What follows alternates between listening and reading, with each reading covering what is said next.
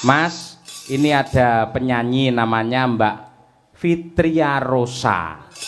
Persembahan dari Bapak Haji Karnadi Jombang.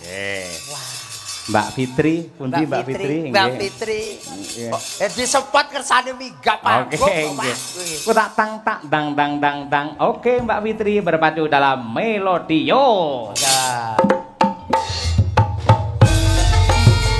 Monggo Mbak Fitri.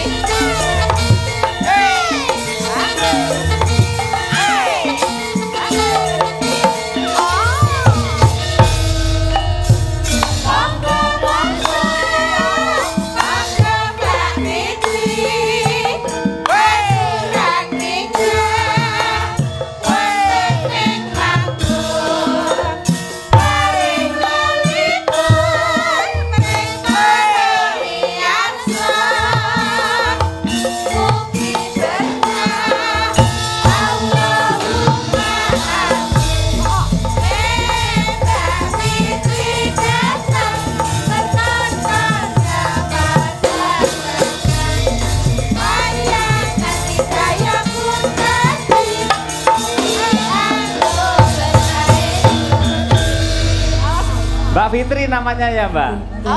Dalam? Namanya Mbak Fitri. Nggih, leres. Nggih, perkenalkan nama saya Idul. Mas Idul. Aduh.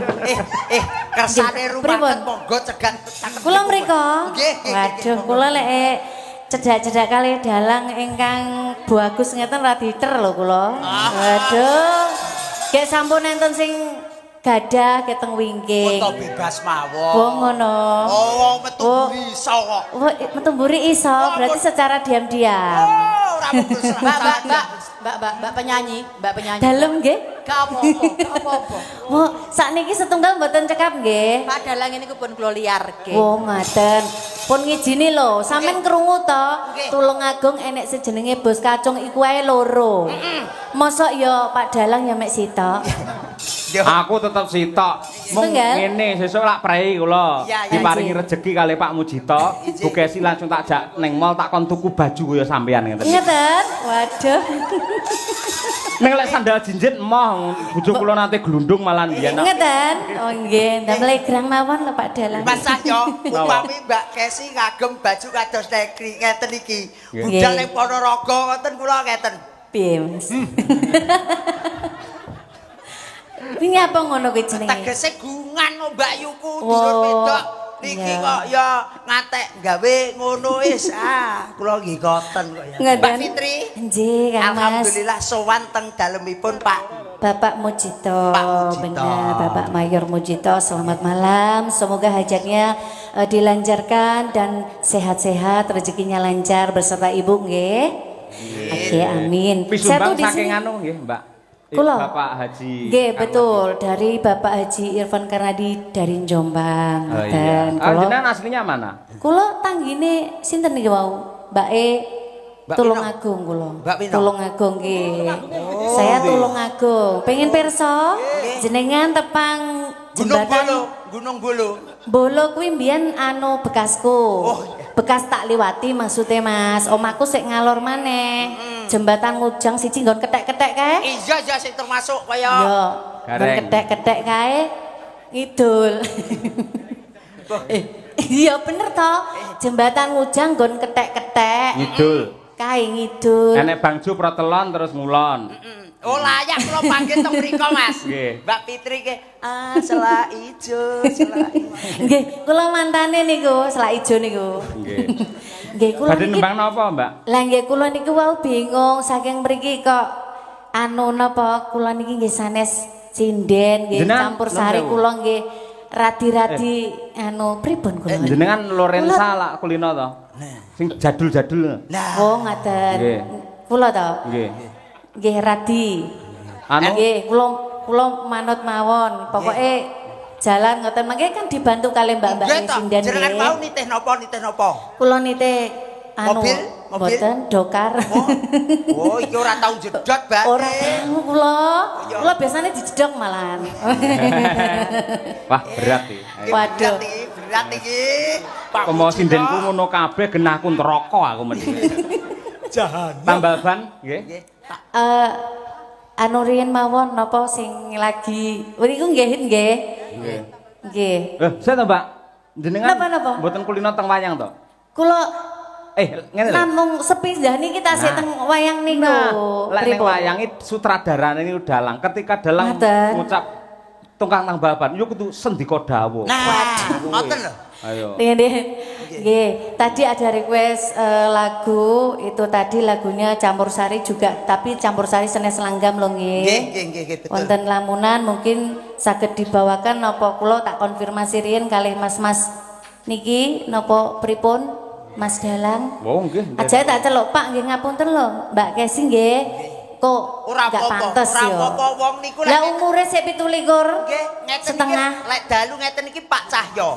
Pak Cahyo. Pacitan mriko kali Mas Kentir niku lho nuwun sewu. Karo Kentir sing pundi? Kentir pundi? Lah ki sing nyekel saron ki lho. Biasane ora Pak Cahyo ora. Sinten? Kung Cahyo. Kung Cahyo. Guarenge Pak Aang ki guru ya dalang kok iso sewiyah ora ngono kuwi. Oh ngeten nggih. Mbak sampean ra ngerti to? Nun sewu lek enek penyanyi niku ngelok-ngelokne dalang, ora manut karo dalang. So lek mati akhirnya dadi ngene iki.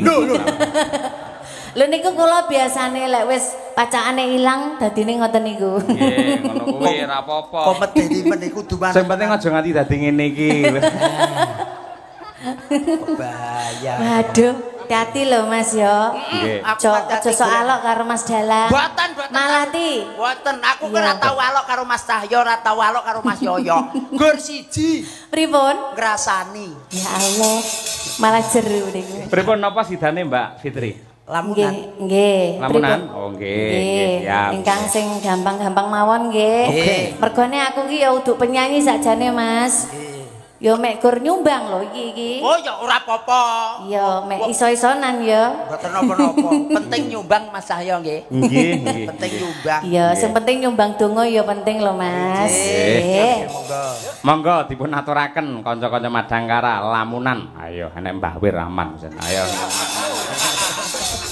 Ayo nggih. Satu papat tarang. Ayo. Enggak. Sampe nyapa anteng langsung? Nggih to. Nyawang jenengan iki kula lungguh mawon pun marem kok. Waduh, iki adem-adem lho aku ya butuh disanding iki. Ya wis, ora masalah. Mengke jenengan nyanyi kula tak cedak jenengan. Oh iya wis, manut sampean Mas. Nggih. Monggo dipun aturaken lamunan. Ye.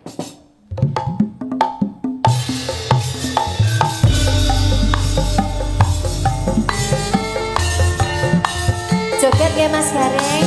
Menawi boyoke pun kejulinu kersane mengke mantun.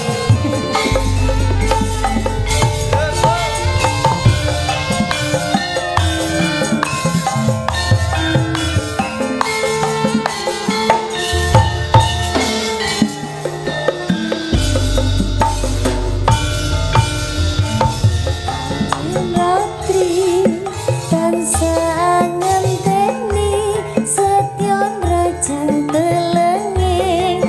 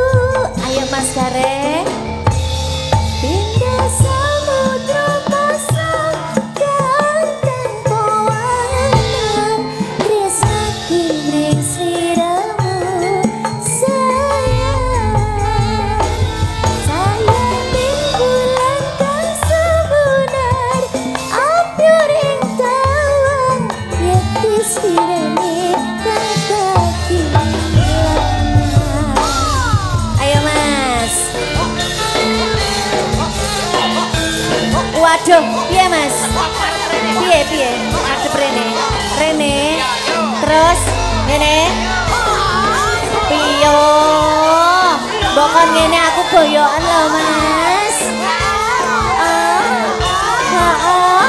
Boyokan tenan aku. Lagi. Pipit angin ratri tansah angin dingin seton rajin kelenging hati. Angin-angin kumlawang suara iwangi sepi tansah ngranti ketemu donyai. Ayo Mas Gareng lagi. Wong bagus ati nyedhak ing sandingku nyawang manis sing esemu gawe lara rasaku tentreming ayo pegat tresnamu sayangku ayo Mas pintu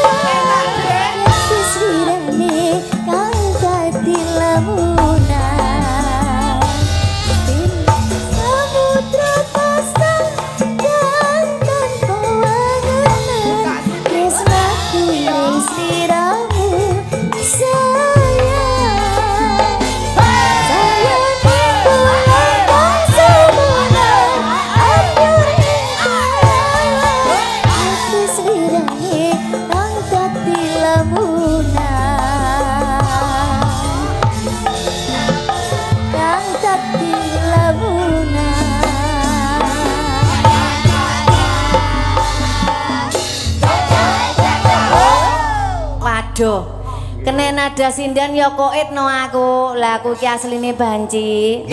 Tenan, saestu. Aduh. Mas Gareng, niku wau joget pargoi to. Pargoi. Lah kok sampean sik kuat aku wis boyoken. Lho, jamumu kurang ampuh. Kene ku jamune apa? Jamune nek wong Ponorogo ki ya sing amput endhog. Endhog. Endhog Jawa 10. Wong ngono, karo apa nek? Diublek karo susu SGM. Ndak loro ae ndoke. Oh. Lah 10 para ya kelempoken ta ya. Mbak